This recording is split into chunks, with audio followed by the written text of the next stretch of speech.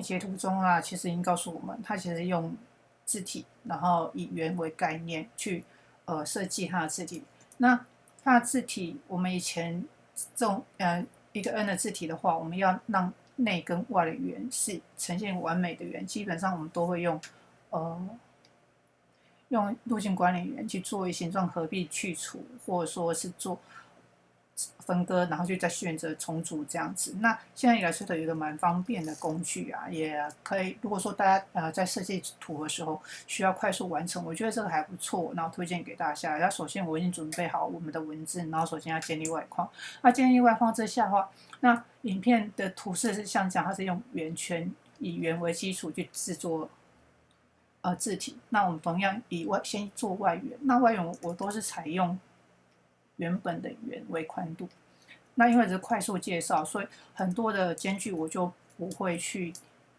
注意到这么多，然后只是快速演示而已。然后我就以它，然后两个物件选起来，然后一样是对齐它。那因为我们可以利用Illustrator的线去做一个重叠，那也可以记得一定要重叠在一起，等一下在选的时候我们才不会有出问题。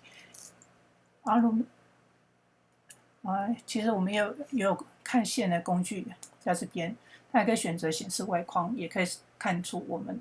线有没有重叠在一起。然后点预示它就会了，这是最外圆，那我们就可以把两个物件选起来，然后选择形状建立程式工具，选择 ALT 把不要的地方剔除掉，点一下它就剔除掉。那这个圆。这个外圆就是以我们一个正圆为基础。那接下来我们为了不妨碍我们看视觉的阅读，然后我们直接把它建立外框。然后接下来是处理这个内圆地方。内圆地方通常我也是用让电脑自己去自动对齐，然后一样把它改个颜色，然后一样移到我们想要它留跟不留的位置。那像这边，它是一个重叠，像这边就有一个地方会重叠不起来，那我就会再补助一个方形工具去解决这个问题，让那根圆这边可以对齐，居中对齐，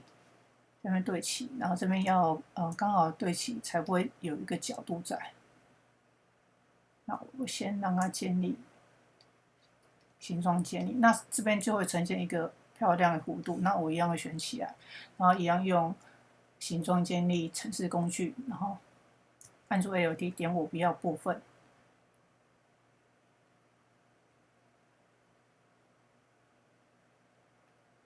然后这时候就会呈现内跟外是一个正圆，那还有一个黑色地方没点到，那我们可以放大，然后一样点住 ALT 把黑色部分删除掉。OK， 这就是这个工具好用的地方，然后推荐给大家。